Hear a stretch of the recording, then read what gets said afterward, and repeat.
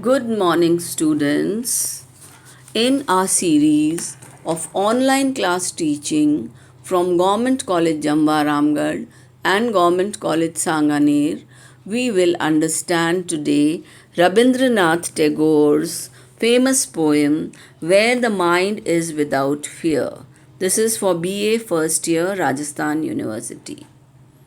This is a poem which every student should read and try to understand. This poem, number 35, quoted here from Rabindranath Tagore's Gitanjali, composed and published 120 years ago. Gitanjali meaning Song of Offerings, gets a mention in Tagore's 1913 Nobel Prize citation. This is a hymn that inspires all mankind. The poem was first published by the Indian Society, London in 1912.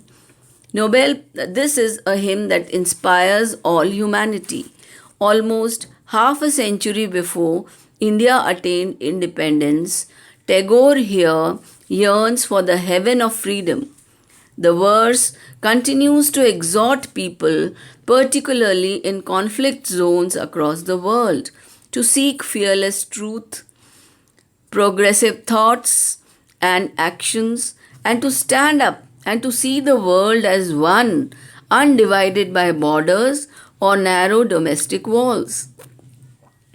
President Barack Obama used the opening lines of this verse in his 2010 speech to the joint session of Parliament in New Delhi. In 2013, A.R. Rahman composed Jagao Mere Desh Ko, an Independence Day tribute featuring the poem in its original Bengali as well as Hindi translation.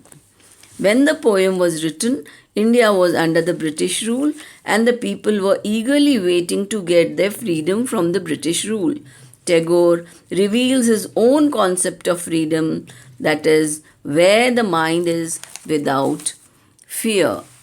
Now, in the first line, which is the message giving line, only when the mind is without fear, then only it can progress, and then only the head can be held high in self dignity. So, the first criteria should be that the mind should be fearless. And how will the mind be fearless? By knowledge. Only if the knowledge will be free for every citizen. The poet prays to the Almighty that his countrymen should be free from any fear of oppression or forced compulsion. He wishes that everyone in his country has his head held high in dignity. Every individual should be fearless and have a sense of self-dignity. Where knowledge is free, the poet dreams of a nation where knowledge is free and for everyone. Every child should be educated. Education should be for all. Line 3. Where the world has not been broken up into fragments by narrow domestic walls, the poet emphasizes the unity of his countrymen and the world. He thinks there should be no division among people based on caste, community, creed, color, religion, or other baseless